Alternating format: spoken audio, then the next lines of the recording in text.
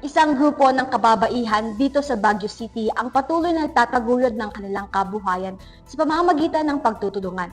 Bukod sa nakakatulong sila sa miyembro ng grupo, nakakatulong din sila sa pagpapanatili ng kalinisan. Paano kaya ito? Alamin sa ulat ni PIA Intern Arian Mangayabas.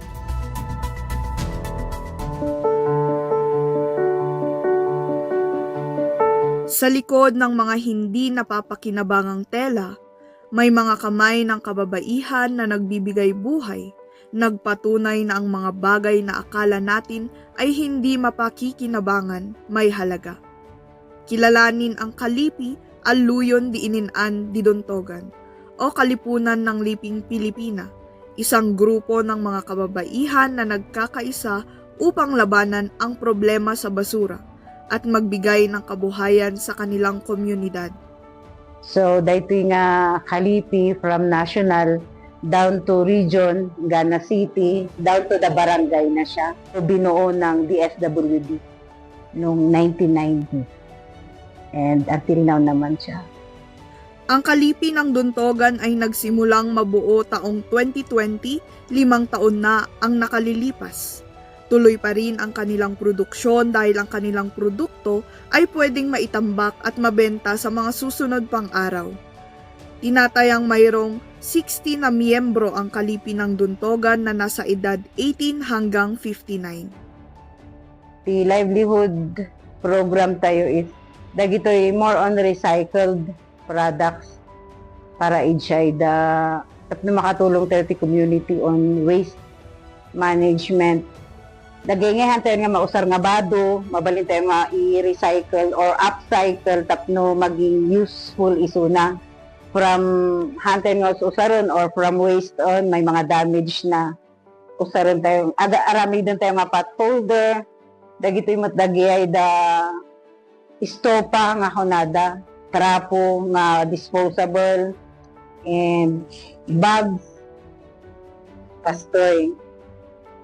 Kesa noon nga usaray mabalin mo nga arami doon nga kastoy bags. Karamihan sa kanilang mga produkto ay gawa sa mga damit o tela na hindi na napapakinabangan. Nakatuon din ang mga kababaihan sa pagpapalawak ng kanilang creativity at inobasyon. Kumbaga ngay kat amin nga tela usable siya para hindi awan nga ti maibulong. So ako nga rin, dahil ito'y maong mabal nga arami doon nga bag kasi hindi siya pwede sa trapo or pot holder. So kasi iti maaramida na. No pang market bag mat, dagito'y from bedsheet mat dagito'y an. So nga dadadakkel iso na. From bedsheet, designan mi at adagaruti ko na da nga innovation. Tapno, haan nga purki wagwag or dati nga bado kahit alam ti creative dapat mayat lang ti itsura na at kunyari dahito ikwamot tigadan dagay malalam iti dado mga bado kala i-design mi ngay for innovation kala nga kastoy may mga ganyan design siya tapnohan nga porki tigadan lang iso na kumbaga nga ikot friendly ti animal. Yan yung mga nakukuha natin sa sa mga waste na clothing na hindi namin mabenta or hindi na namin maisuot. Doon po napupunta sa mga product para magkaroon din ng livelihood ang ating mga women sa barangay.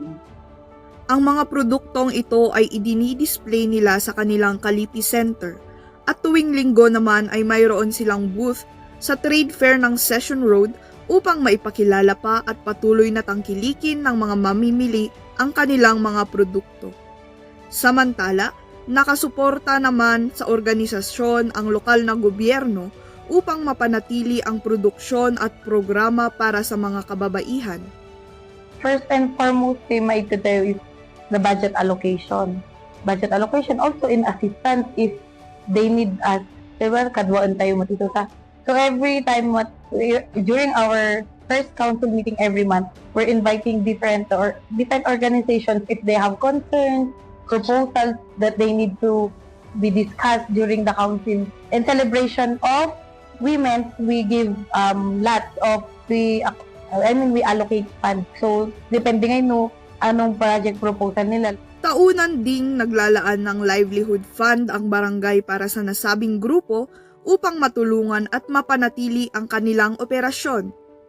Sa patuloy na suporta ng komunidad at lokal na pamahalaan, ang Kalipi Aluyon Diininan Didontogan ay patunay na ang pagkakaisa at pagkamalikhain ng kababaihan ay hindi lamang nagbibigay ng kabuhayan, kundi nagtataguyod din ng isang malinis at maunlad na kinabukasan para sa lahat. PIA-BSU Intern Arian Mangayabas para sa PIA News, Cordillera.